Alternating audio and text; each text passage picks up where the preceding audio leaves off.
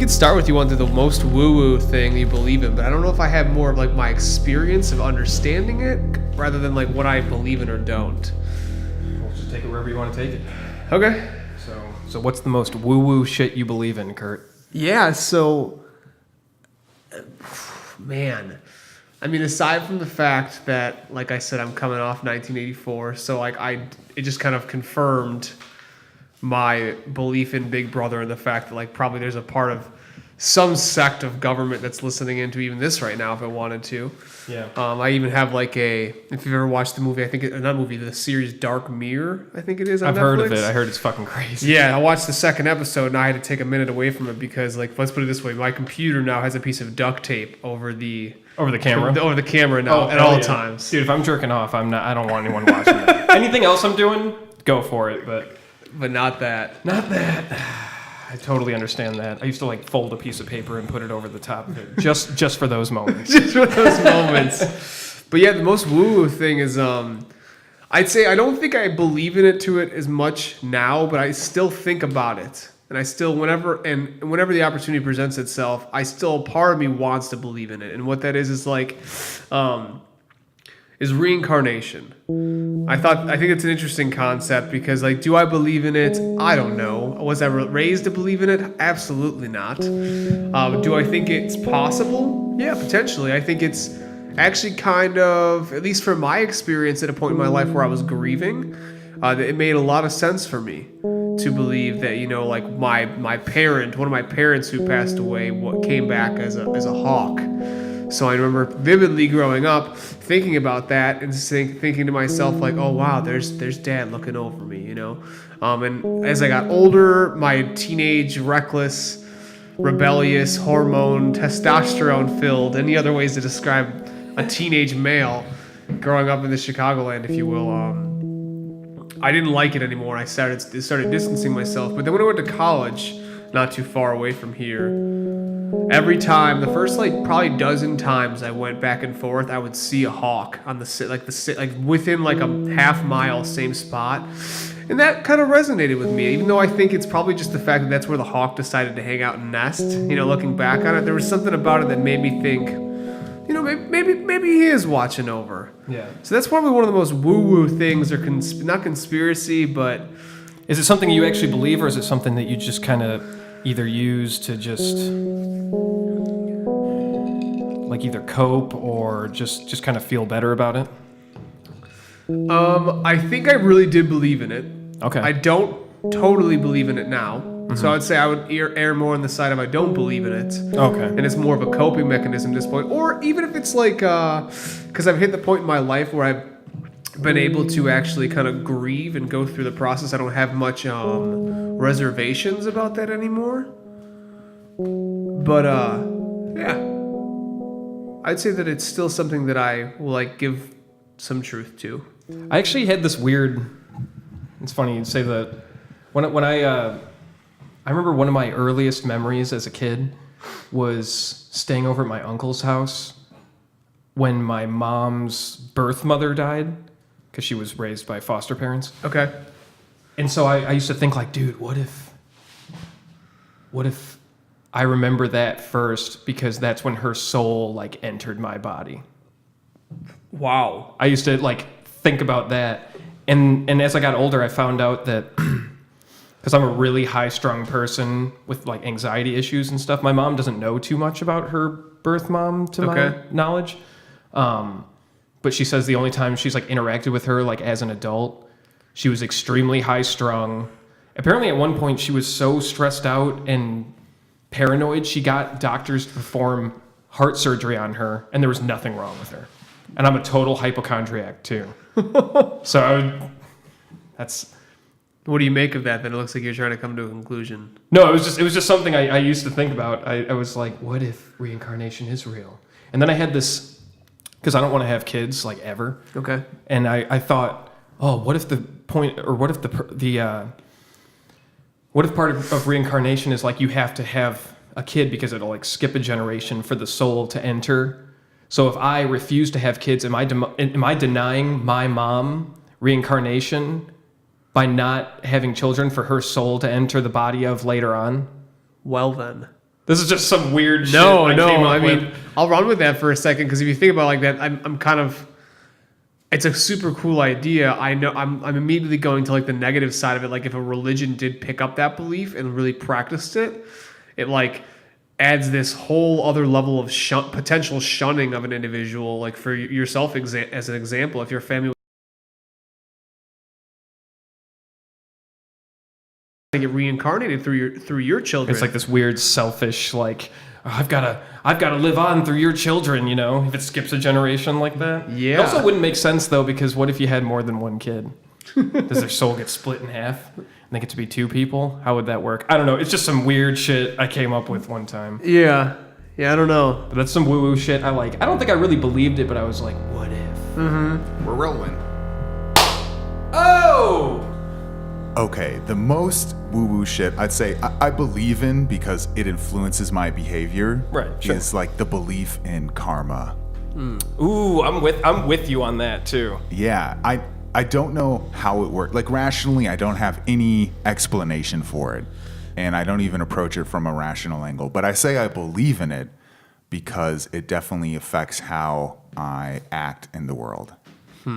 I think about the whatever action or reaction I'm having to a situation. Is this gonna put negative energy out into the world that's gonna come back in the form of more negative energy towards me? Or is it putting positive energy out there that I also want to come back? Directly back to you then, or just in general out in the world? I'm saying back to me. I'm a little bit selfish as far as my karmic come on. belief goes. But isn't that the principle? Isn't it you reap what you sow?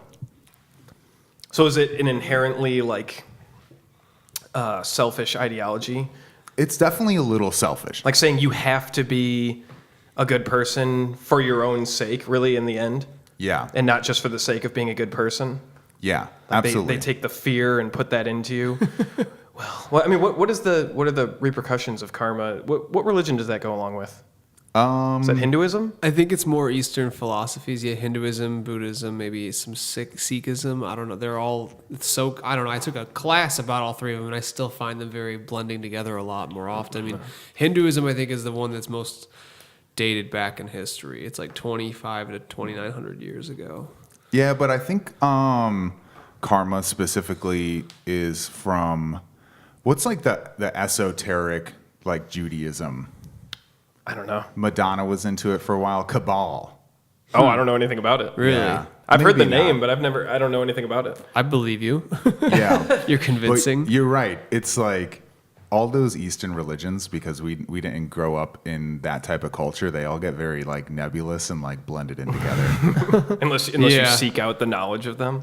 I've always thought when it comes to karma, you can think of it in the way like your reputation is based on karma. Because if you put out good energy and you're good to people, people are more likely to speak positively of you, even when you're not around. Yeah, that's And if you like, do shitty things, people are going to be like, oh, well, this one time he fucked me over like this. that's like the law of like reciprocity. Yeah. That you get if you're good to somebody, if you give somebody value, whether that's just in the form of being pleasant or nice to them or doing nice things for them or giving them food or whatever it is, that they'll in turn be more likely to show you that behavior back. Yeah, because even I like to use the example for karma, how I just got the apartment that I got. Didn't I tell you this before? Tell me again. I don't even have any credit history. Okay. And I called up the first Craigslist ad I called up to get an apartment, and it was like a time restricted thing. Like I had to fucking find one, and I was like, "Fuck, I don't know how I'm gonna get approved for this." But I had just an awesome list of references. My past, the person I rented from before, I used to live here. Tony gave me a good reference. My boss gave me a glowing reference. Like if I would have been a little fucker and skipped around on my rent and shit at the last place I lived, if I'd been a little fucker and not done a good job and not shown up to work so good and stuff, I wouldn't have gotten this apartment. So that's kind of like a proof of karma, or at least the idea of karma right there, don't you think? Credit Karma. Sorry, creditkarma.com. This gonna say what podcast it is. is sponsored by creditkarma.com. Get your free credit report now. Dude, my landlord looked up my credit and he was like, "You have no credit. I just have none. I don't even have bad credit. I just don't have any." Wow. Do you even have like a social security card, or are you just a complete ghost? Well, let's move on. Oh. He's going to get deported, guys. Oh, shit. So this is an interesting question. If you basically say that, yeah, karma does exist and you reap what you sow, does that mean that bad people are deserving when negative things happen to them? Ooh. See, yeah, that's the other aspect where, or when good people have bad things happen to them. As I feel, or just innocent people, not good or bad, really, like a child is born into a shitty situation with shit parents. Yeah. It's kind of more of a fucked up belief when you think of it from that perspective. I don't know. I got like rubbed a little bit wrong there. Not in like a bad way, like I'm upset or anything like that. But Are you upset? Are you okay? thank you. No, like in I'm regards here if you to need to talk. should good things happen to good people and bad things happen to bad people is like the most rudimentary way to break that down, I think. So then, like, how does that play into karma? I don't know. I was taken back a little bit because it could be more from a selfish way, and I think it is. Like, that's how it's rooted. In the same note, there's also like a beyond this life aspect of karma. Like, if you put in enough good, then you're gonna have a good afterlife. Or if you reincarnated, then like you'll hopefully come back in a more appropriate or beneficial position. So it's hard to like answer the question about like if good stuff's gonna happen to good people, or like if the energy's only staying within this lifetime, or does it continue on like remaining on this earth beyond your passing, and if you're not coming back. Yeah, so that's I want to talk about that because that's getting into my second woo-woo belief. Oh, okay. a perfect segue. But I wanted to talk about first was, just to wrap this up, was how do you feel when something bad happens to somebody who you know is probably not a good person? Okay. Oh, you know, or at least they've wronged you enough to where, from your perspective, they're not a good person? Yeah. How do you feel about it? For me, I feel great. I'll be honest, yeah. I feel like justified, like they got what they had coming to them. A little Justice. bit.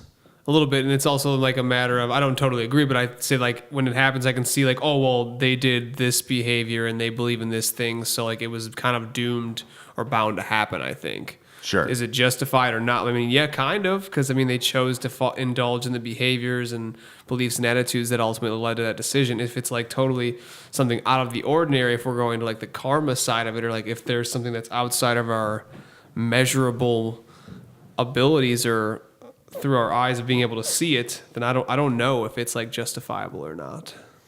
Yeah. If it's justifiable? I don't know. When it comes to me and how I feel, I think honestly, part of me does agree with you, or I feel the way you feel, where it's just like, hey, bitch, look how that worked out for you. You know, but I feel guilty every time I feel like that, though, because I don't want to be happy when something bad happens to someone. Right. I don't, Yeah, I don't 'cause want in a any way- pleasure from that. Yeah, you're like participating in it at that point. If you're like feeling good about something bad. It's not magnanimous. Yeah, most magnanimous. I think one of the most woo-woo things that I believe is that appreciation is magic. I think that appreciation is a form of natural law that actually brings things to you. And so that's one of those things. I think that you practice appreciation when you appreciate things in your life more, you get more of them. And when you start appreciating things you do not have yet, it's a form of magic to bring it to you. So by appreciating or like wishing that you had the things, or Being grateful for it and feeling as though you have it, even if you don't. Yeah, like, is that like in the same vein as like if you made like a vision board and Yeah. you kept it in your thoughts the entire? Okay, sure. Yeah. but you think that it'll actually have an effect? Yes. I believe it actually does have an effect. How do you feel about that? Like what? To what degree? To like actually manifesting it into your life. All right. I somewhat agree to that. Like I think that if you focused on something enough and you made it, like a part of your conscious every day, then it's probably gonna, through whatever actions you do, either consciously or subconsciously, arrive in your life. But on the other hand, like if I filled like a vision board with like Powerball tickets, I don't think I'd win the lottery. So How do you know, man? Why don't you try? I've got a You pretty, just haven't spent enough yet. I've got a pretty sizable vision board full of Powerball tickets in the basement. I like the vision board idea. I think the vision board thing is a tool. I think it's a tool of it, but it's not exactly what I'm talking about. I'm talking more about like a law that I believe in that exists. And the vision board is giving you an access to it and trying to train your mind to believe in it because you have to accept the law. It's like a visual representation. It's a visual representation as a reminder to you to focus on a new law. And I believe that the appreciation as like law of magnetism basically is a universal law. So what led you to believe that? Lots of things, but number one is just like example in my life. It's one of those things that you can test. And so I believe it because my life has gotten so insanely good in comparison to how it was when I was younger, just by appreciating what I already have. And like every day, just like being grateful for it and feeling like I'm already wealthy and prosperous because I am. Like my life is so fucking awesome and I'm really appreciative for it. And then like... Must be nice. It is. But also, like, I've just tried things. Like, I don't know, you can call them coincidences, but I don't really believe in it. It's more of like like you said, the vision board, you focus your consciousness on it and then it comes. And so for me, I've just had examples of this happening in my life where I was appreciative for something, knew I was going to get it, without sort of like an expectation. Like the vision board is like an idea. You don't have to have like, it doesn't have to come exactly as you manage it or like imagine it, but some form of it comes to you. So how exactly does it work? It's not just That's what I'm thinking It's not too. just about like wanting something really bad, right? No. Okay. Have you ever seen The Always Sunny where they make vision boards? It's like not about just wanting something. They're like psychotic. I was thinking like all those people in Africa that like don't have any food. Like if they just wanted it hard enough, it would materialize. What are you guys doing? Come on, Yeah. take some responsibility. Yeah, no, I like Okay. that point. No, it's more of like And how hard is it to make a vision board in the dirt? There's sticks everywhere. just draw food. Yeah. Come on, be appreciative of the Appreciate- sticks. Yeah. The rain will never come and wash your vision board away. Yeah. See, there's It never rains. It's a drought. That's why there's no food.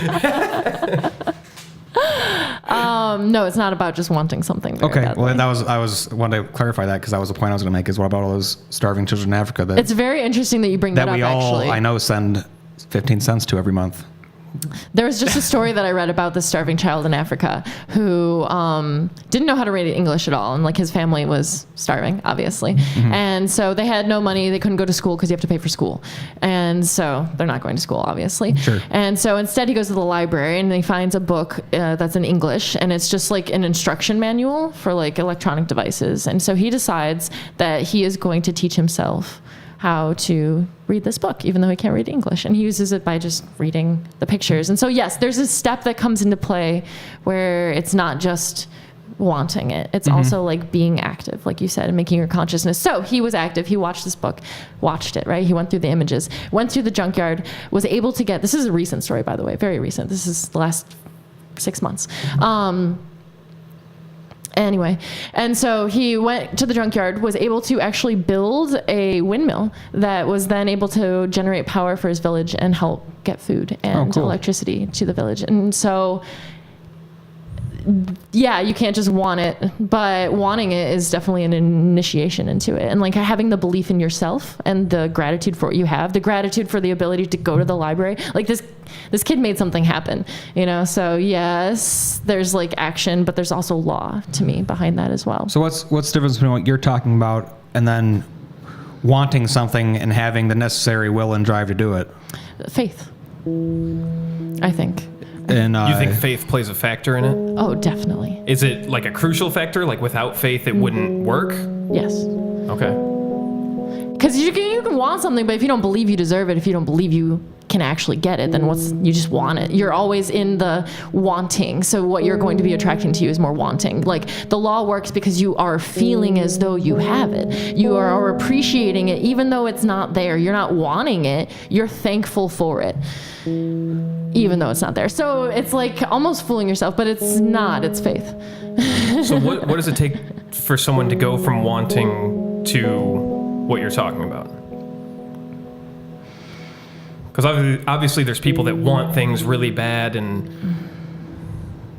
I don't know for other people. I don't know. I'm not sure. But for me, I know it was like examining what was my limitation. Like, what were my blocks? Like, what part of me said, no, you don't deserve that, or that's not possible, or, you know, like, basically, how did I stop myself? Where were any part of me that was like being limited, and it was always me doing it? And so I basically just started digging through myself and like, what did I believe, and like, why did I believe it, and was that actually beneficial or not, and could I test it or not? You know, like, instead of believing what people told me, I started just like experimenting almost with myself and like digging up the stuff, and then saying, okay, here, this belief from when I was a kid basically means I'm like feel guilty because I stole this thing when I was 12 and I don't deserve something, or you know, like, I just had to go through kind of all of these things in my head that turned out to be limitations and start like chucking them away and saying, okay, well, if this isn't impossible, then what is possible? And then you can test it. It's a law that you can test.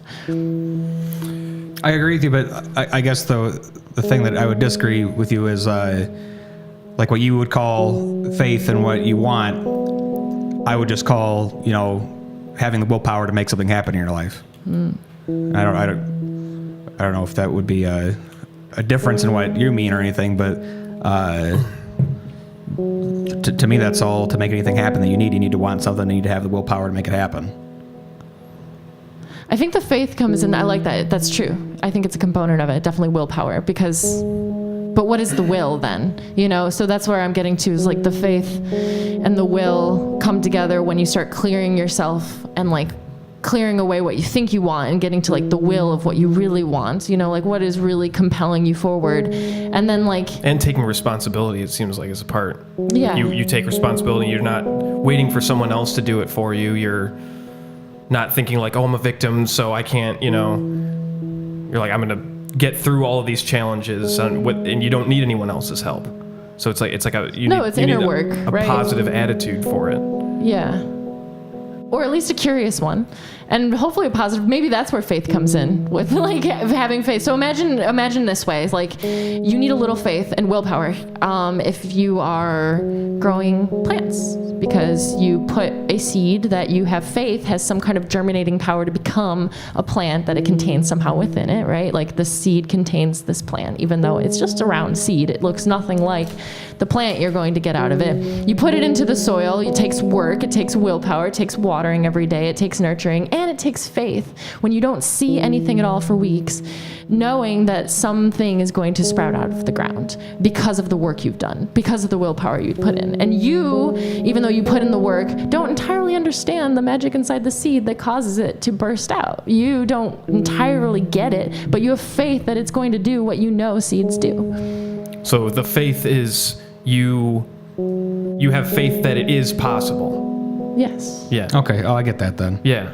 Like I like it's at least a really practical way of at the bare minimum, what you're saying is very practical. So there's nothing bad about it. No, it makes sense. Like what you're saying, like positivity. I don't know someone who's always like negative and they're like, oh, I want this, and they're just got a shitty attitude all the time, and then they get it because they were just so sad and pouty all the time. Yeah, that's testable too. Yeah, it's being demonstrated for us all around us. Yeah, so many shitty attitudes and getting nowhere. Right. Yeah, like things will work out. And I hate when it's ever told me, you know, things will work out. Well, I think that's okay to say sometimes where it's unnecessary to worry too much about something, because if you worry too much about something, that's not practical. Every time I've ever heard that, you might as well be saying, let's just take a gamble. That's basically. I say that all the time, and that's basically what I'm saying. Yeah, let's just assume it's going to be good. There's a good chance it'll be bad, but we'll assume it'll be good. Well, I mean, think about, okay, like, you know, a meteor could crash into the Earth at like any time during our lives. It'll probably work out. Yeah, you can't just sit around being like, "Oh fuck, what are we gonna do about it?" There's nothing you can do, dude. I think you're just dealing with odds at that point. Like if that was like 1 in a million, people who are thinking like of like a 1 in 50 chance, or even like a 1 in 2 chance that something's gonna go right, and they don't do anything to make it go right, and they just say, you know what, it could go. It's possible it could go right, so maybe it will. Just like they just assume that things will, like, by the machinations of everything else happening around them, they'll get what they want. you know, it's not impossible for that to work out for you, I'm sure. I guess, if you're in the right place at the right time. But it it's not, technically has to happen sometimes. yeah. It's But, not. It's not. It's a bad. I think it's a bad way to base your life off of. Yeah, a gamble. Well, plus, what I would draw back, what I believe is what's the underlying emotion. So there's the thought, but also like what do they feel? So if they're thinking, oh, it'll all work out, but they're feeling like, oh my God, it's not working out. Like if they're just lying to themselves. Don't you think that tips the odds? Like, so yeah, a 50-50 chance, but where are you stacking sort of your consciousness and your emotions then? So which way are you playing the odds? That's it's hard to say, because even if you're lying to yourself, what if you lie so well that you start believing it? Sometimes tricking yourself isn't really that bad of a thing. Yeah. You know, sometimes that can be practical. Just going into it like if I'm doing something that I'm really nervous for or whatever, and it's just like in my head, my brain goes to, you're going to die before the day is done. And I just say like, you know, fuck it. And I just walk in and I do it. That's how I do a lot of my work.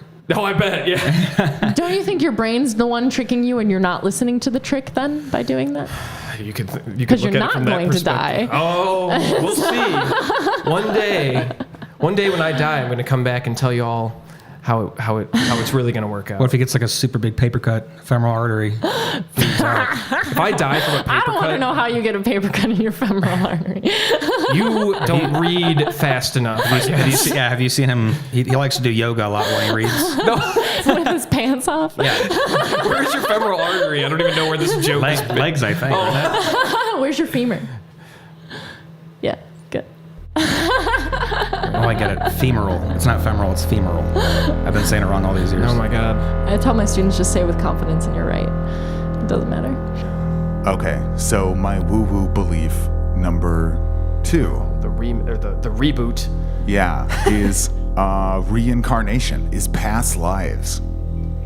So like I said, this is definitely, I know this is a woo-woo belief. I don't have any like rational explanation, but I feel like there's like this energy or experiences that I didn't have in this specific, like, you know, time on this earth that happened before. And it's like followed me into this life.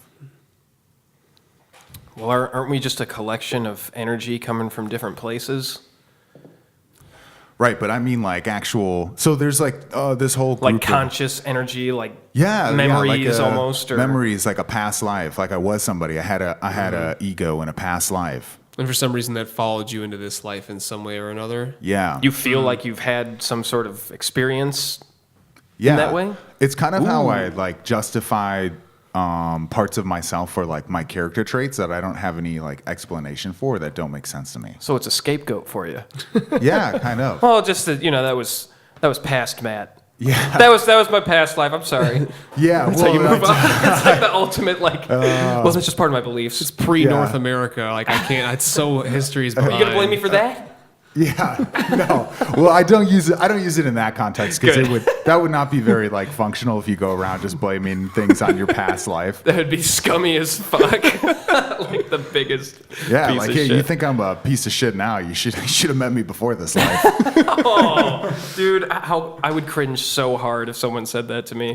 Legitimately, like Yeah. it meant it. I don't think you could argue it too much though. I mean, no. you could try. You just need to put those people down. Oh, I made a goddamn joke. too soon. Too soon. Okay. Well, how do you guys feel about this topic? Reincarnation? I don't know. What are the aspects of reincarnation in your woo-woo belief? Like, what are the parameters? Yeah, just pretty much the standard parameters around it. You know, like you're like a field of consciousness. It sounds really woo-woo, but basically your field of consciousness, it gets recycled after you die, and then it gets basically repurposed into another like conscious entity or whatever. So not just humans? Yeah, so not just humans, so you can come back as That's what I was thinking of. I was gonna say Yeah. if I was anything that I was backing in regards to reincarnation, I would say that I feel like why would it make sense for us to just be going back into a human being? Right. Like why couldn't it be an animal or like I mean Because animals don't have souls. No. Some people think that. Yeah, well, I mean, I don't know how dogs go to heaven if they don't have souls. Riddle me that. I don't have enough time on this podcast to explain that to you. Yeah, so you can come back as a dog, or you could have been a dog, or an animal, or like, spirit of the forest, of the trees. Does or it stay just to this planet? That's a really good question. Yeah. I don't know. Yeah, because I was thinking also, like, I don't know if like my memories would come back either with me. Some Like, people claim shit like that. I feel like think that's it'd kind of be- what you're going with. I feel like if here. like Yeah. a clean slate comes back, and granted, you maybe had like if there is this level of conscious energy that exists of who you were previously and who you are now, I don't know how it would like the connection of memory from one lifetime to another would be end up like making its way through. So there's a concept called past life regression, which is it's a very woo-woo concept, of course. That's This the is topic right now. Yeah, right? This is the woo topic, yeah, which is basically says that you can go back, you can dig deep or whatever it is through like meditation or being hypnotized, some crazy bullshit like that, and you can go back and experience those like having a flashback almost. Oh, okay, I've heard of it. Yeah. I've even like in the counseling profession, I think there's like in the crevices of people who do self-help and stuff like that, they'll make claims such as that you can go back, and that's really it's not traumas from this lifetime that's affecting you unconsciously, it's traumas from previous lifetimes, and you should pay me $600 for a 3-hour seminar and I'll help you get in touch with that. Yeah. Yeah, So I was going to wait to pitch my seminar to you guys, but So if you believe in that, how do you differentiate between that and someone that's having some sort of delusional hallucination? oh, that's a great question. It is. I think because my understanding of like our consciousness and reality is, people think that they have a really good grasp on like what's going on, and their own perceptions. They're very connected to it, and probably a little bit further away from that in my thinking is that I don't know, we have like this waking conscious life, but then we have this thing where we like go to sleep and we're like dreaming and we're transported magically somehow to another dimension, or maybe we're not transported, we're just there having dreams. So the lines of reality for me are a lot less defined, I'd say, than I think maybe the average person. I sound like I'm just so special, guys. I'm Snowflake. I'm a special healer, and tonight we're gonna have some healing. No, but I mean, yeah, that's just kind of where I'm at with it. I don't It's think definitely interesting. Yeah.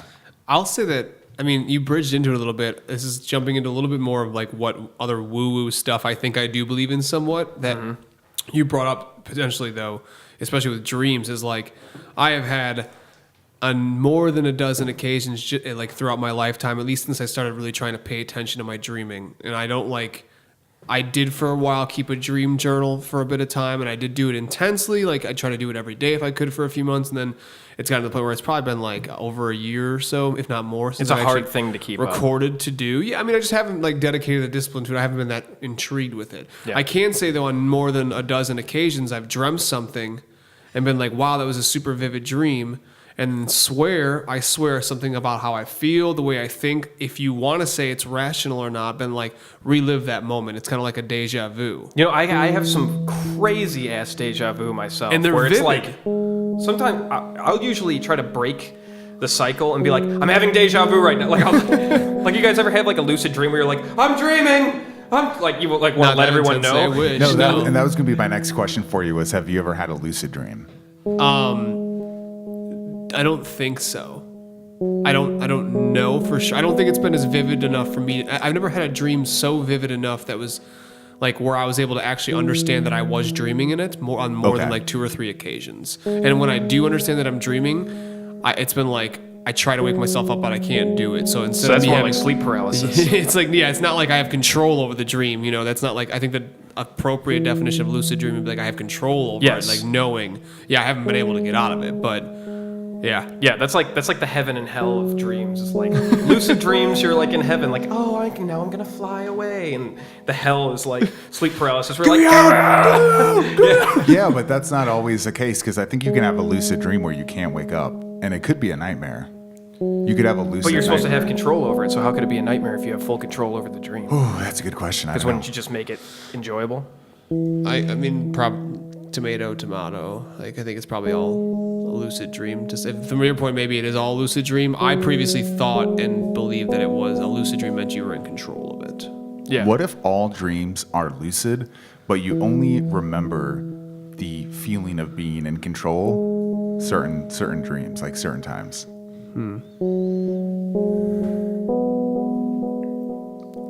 That one fucking you up, Carl? Yeah. Hold on. Say it again. All right, every dream you have is a lucid dream, but you only remember being control or conscious certain times. So you don't realize that you're in control. Yeah. Well, be a lot of missed opportunities of some X-rated dreams. Oh boy. I don't know. Next question. Have you ever had a dream? Have you ever had a dream where you were doing something just terrible? Yes. Yeah. One comes straight to mind. Do you want to talk about it? I can. I told my dad about it. I had a dream one time where I just like stabbed him in the face.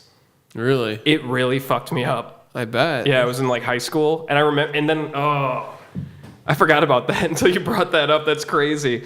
Yeah, I like stabbed my own dad, who I've never had a problem with in my life, like right in like the top of his head. Interesting. There's more too. I don't even really want to talk about it. That's fair, yeah. Yeah. I wish I had something to share here because I know it's happened before, but I could not tell you what it was maybe about. Like maybe I pushed it out of my memory.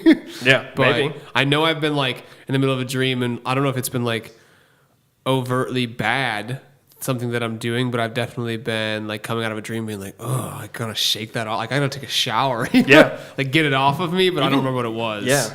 Yeah, and that's the weird thing about dreams is that, like, from the moment you wake up, if you remember it, it starts instantly, like, evaporating. Mm-hmm. Yeah, yeah. Why it's a is that? fleeting fucking like, oh, dude, wait, no, what happened? Oh, I can't fucking grab it anymore. Yeah. You can make the point too, even with that, is saying that I don't know. Some people believe that you dream every night, and maybe you don't dream the entire time you're asleep, but you dream or have numerous dreams throughout every night. And we just don't remember them. So have you ever heard that person like, do you dream at all? Like, oh, I don't dream at all. Like, in my opinion, I think that's bullshit. Actually, yeah, they've researched this. And, yeah, you actually do dream every night. And most people just don't remember them.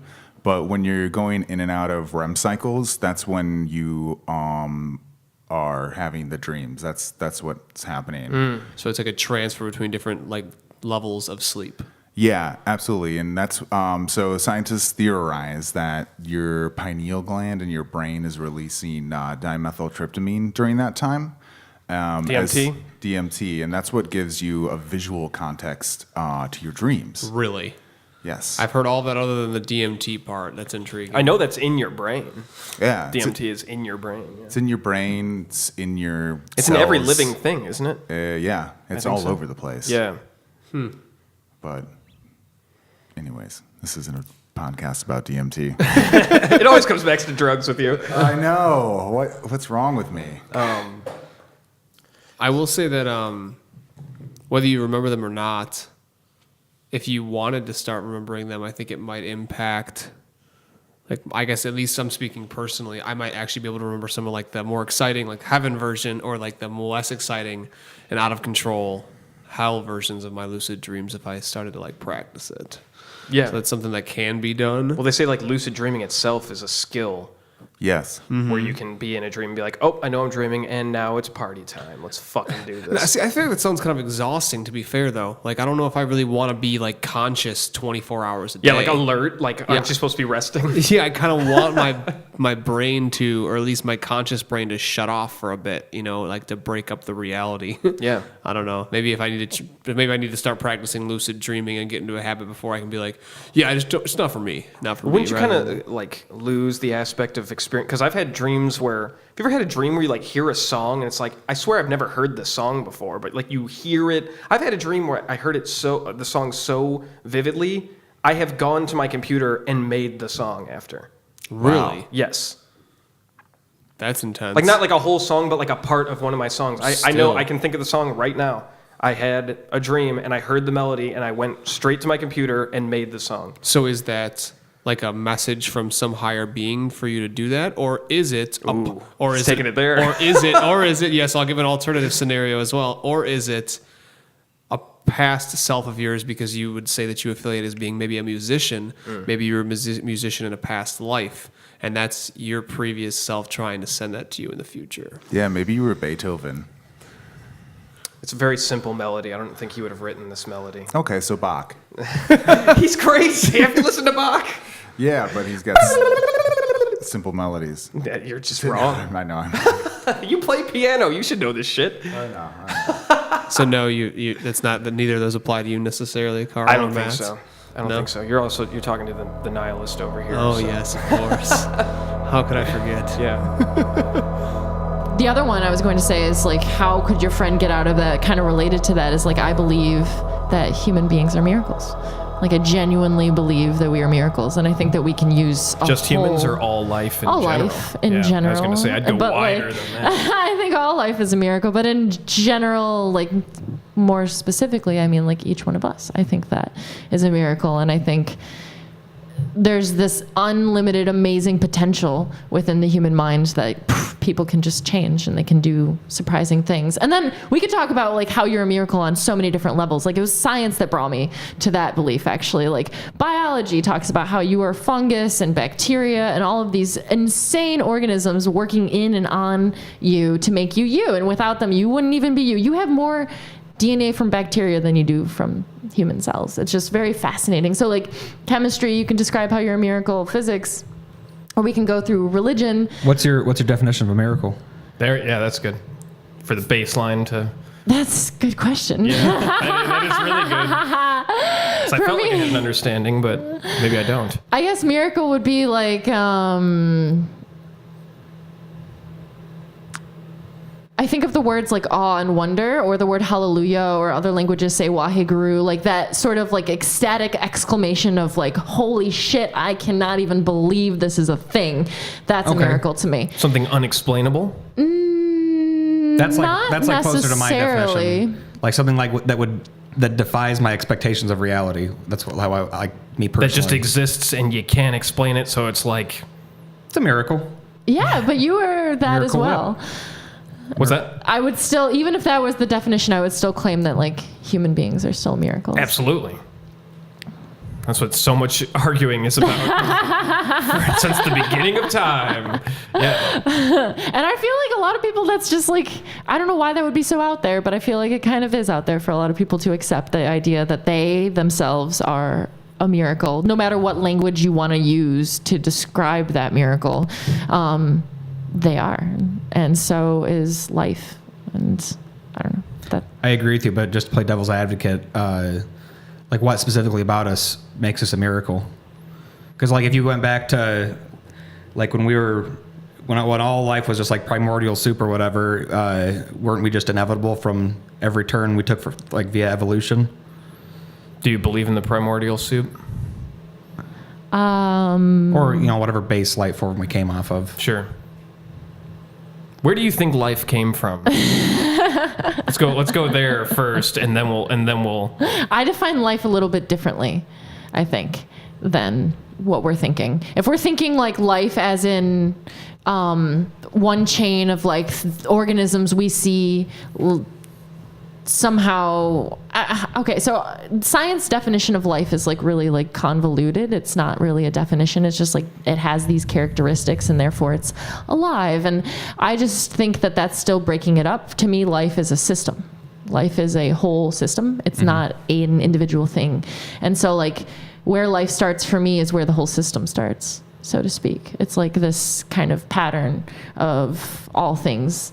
And then out of that, we have like what we would define as living things, like plants, animals, fungus, proteae, whatever that. But for me, if you took out the rocks or the non-living things, you don't have the life anyway. So like technically it must be part of life. So life must be this whole system. It's dependent on those things, at least. And therefore not living without them. Sure. I don't know how often I live with rocks. You live on one. You live and without on it, how would you live? I don't know. You're carrying like dirt rock, and I'm talking about actual like granite, shale. Say a couple other types of rocks for us. Turquoise is a mineral. Okay. Talc, the softest kind of rock. What would you do without talc? Where would you be without talc?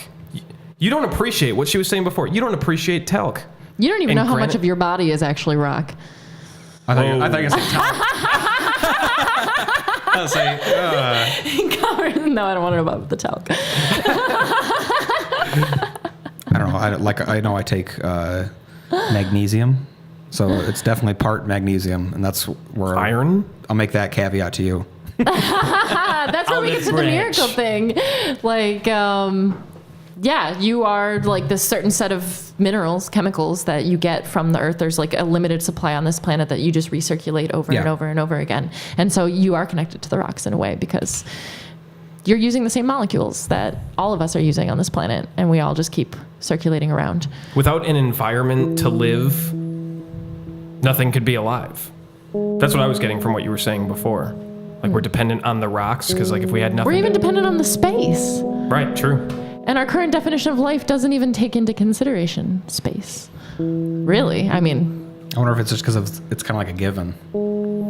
why are we taking things like that for granted in our givens in science? Like if that's a given in science, what else is a given in science? You know what's been a given for a long time is like water and humans. We don't even learn about ourselves and our minds, and now we're finally exploring those more.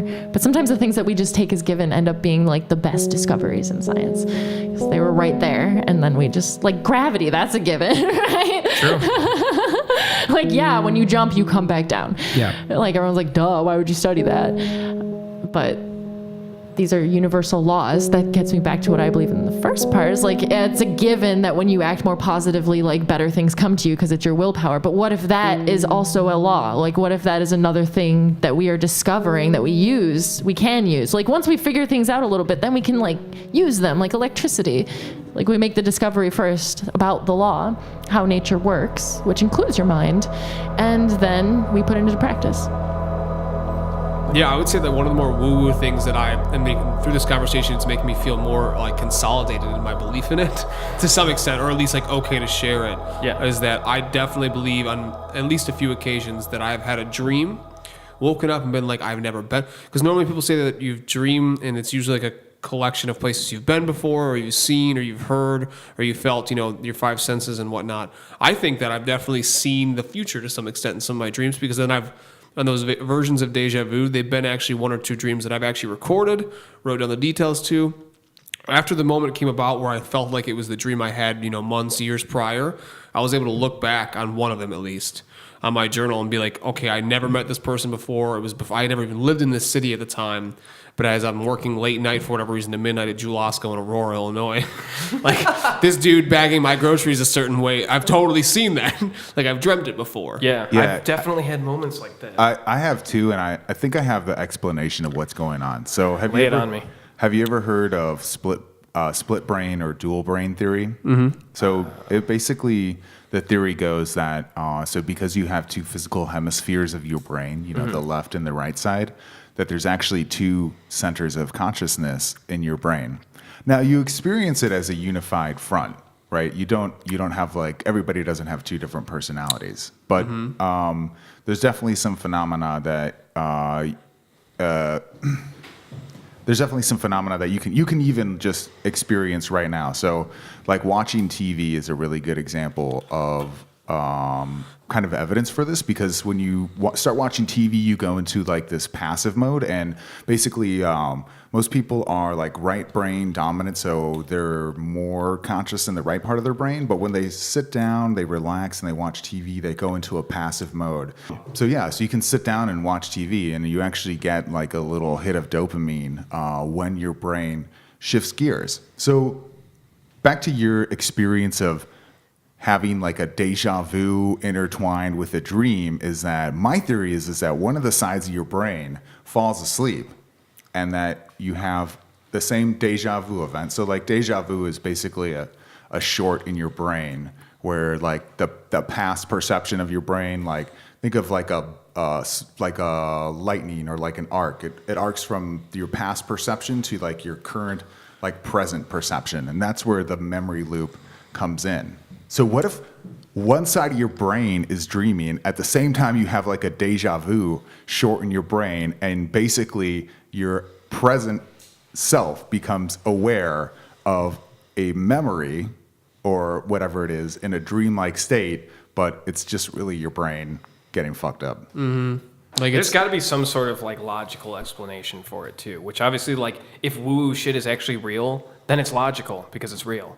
which would make it in turn less woo-woo, which is kind of unfortunate. Yeah. Is the woo-woo the fun part? Would it just make it like woo light? Well, yeah, the woo-woo's the fun part because you get to... it's kind of like you can just believe whatever you kind of want to believe. You're not like constrained, you know, by science and facts and stuff like that. Slap me with that science reality. Sorry. Did I get weird? Yeah. Oh, okay. It was whatever. I was caught up in the left brain, right brain stuff because I know a few years ago there was a couple stuff that was trying to like say that wasn't correct anymore and that we weren't more or less dominated on a certain side of the brain. And I don't know. I think neuroscience is like, unless we're just not, that information or research isn't accessible to like our class, or I'm assuming of us being in similar class systems. If it is, that sucks. If it isn't like that, I just think neuroscience isn't quite there yet. Like we might know how specific someone's side of the brain may or may not be, and we might be able to find out if your brain's just getting fucked up briefly and confusing a memory state with your actual reality in the moment, and your two brains are trying to like bounce ideas between your corpus callosum, you know, just like just going back and forth. Like then maybe that's what's going on. That'd be cool, but I don't think it'll be. I think it'll be a couple decades before we know. Yeah, neuroscience is kind of... It's pretty primitive. I mean, we're like at the bloodletting stage of it. He's got bad blood. Put some We need to get leeches some of on that his blood brain. out of it. Yeah, let's get some leeches in that brain. I heard a silly comment, and someone was like, God, being like an old-timey doctor is hysterical. Like, it'd just be a whole lot of fun. Like, well, you got ghosts in your blood. You might as well do cocaine about it. Yeah. Literally the mindset like 100, 150 years ago. Yeah, give her a cigarette. We need to dry her lungs up.